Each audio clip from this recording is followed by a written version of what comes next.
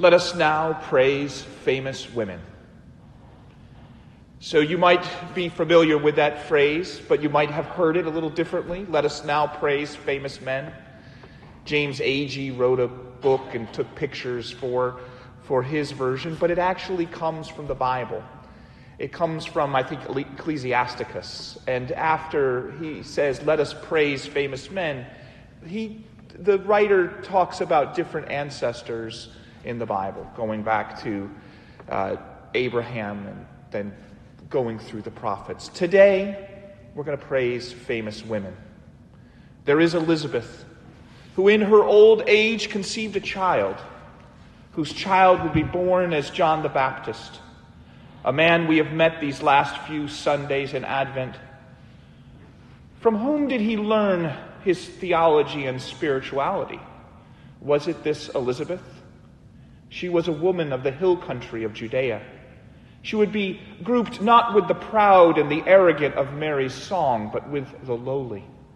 Her husband was a priest, but he wasn't a head priest. He didn't reside in Jerusalem. He tended his own place in the countryside. And Elizabeth greets Mary with all of her being, and she's filled with the Spirit.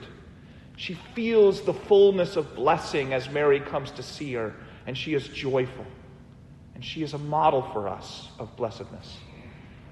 She cannot be completely unaware that these things that are happening may bring with them some pain and suffering as well. Her heart is full, but it must also have been a heart of courage. Let us now praise famous women. There is Mary. Her name in the Greek is actually Miriam.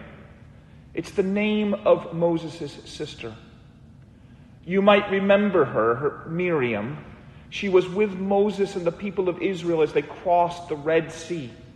Her name evokes the sea. It means from the sea. Though it can also mean bitter, interestingly enough. Because remember, Miriam is part of that story of liberation, and part of that story, which is her story, in the wanderings in the desert, there were times of suffering and thirst and hunger. And remember, Miriam too sings a song. She plays the cymbals and dances after the liberation.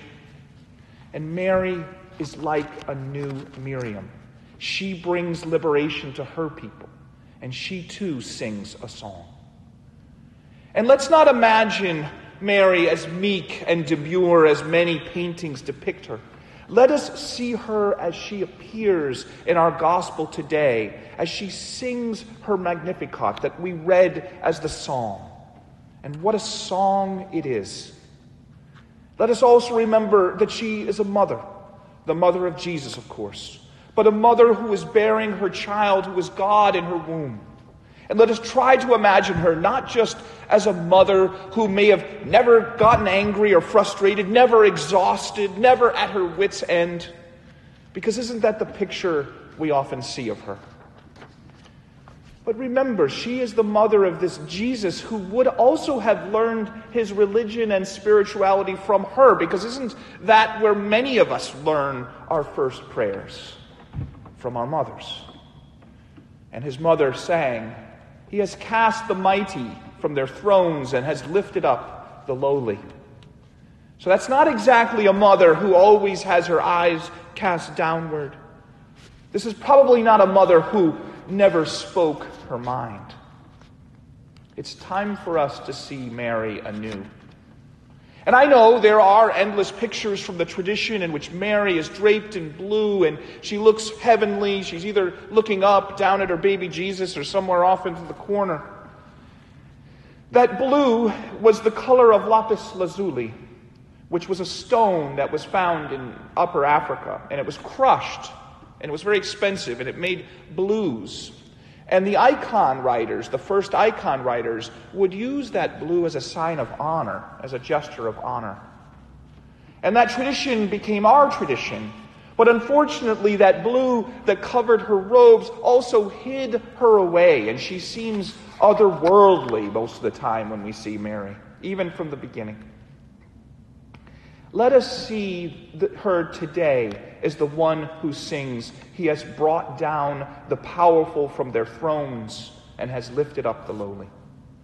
The world is turned upside down. And if that's not a radical exclamation, I'm not sure what is. This is the mother who would have taught Jesus. These are the type of words he might have heard at home. So let us now praise famous women. And let us see the women in our lives, the mothers and the daughters, the ancestors and teachers, as reflections of Mary, this new Miriam who liberates us as the people of God. I think of my own mother, who I remember in our living room. She had pens and papers before her, and she would write letters to foreign heads of state on behalf of political prisoners through Amnesty International. Those were the early and mid-1980s when Ronald Reagan was president. And she would talk with me about the injustices of the world and of oppression. But she would also go out to work, first when I was younger as a waitress, then as a bartender, and later she would complete her college degree and be a nurse. And she taught me compassion for the sick. And she taught me about fierceness too, because she was a single mom in a small town where that kind of family was uncommon. But she wasn't one-sided, she was complex. I remember once when the nurses went on strike at Upstate, and she had a lot of mixed feelings about this. She understood the plight of the nurses because it was hers too, and she was a single mother. But she also felt that the patients should come first, and she felt she had to cross the picket lines. She's now in her early 70s, and she just retired from being a nurse practitioner, just retired. And she worked most of her nurse practitioner life in nursing homes with the elderly. And she worked through the worst of COVID before the vaccine, when there were many deaths. Let us now praise famous women.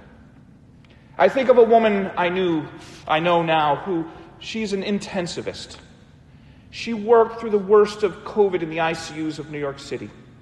She talked of having so many discussions with families whose loved ones were just put on ventilators. During the early days of the pandemic, that was a very poor prognostic sign. Some studies suggested that 90% or more of ventilated patients would go on to die. And she was confronted again and again with the question, is my mom going to make it? Is my dad going to make it? And she said at first she didn't know how to respond. But ultimately she came up with this response that she could live with. We're going to do everything we can for her. We will bring all our knowledge, all our strength, all our hearts to this. But there were times that she admits that the resources were stretched thin. There were 3 of them to manage codes and to intubate or re-intubate. And sometimes there were 4 codes or 5 codes.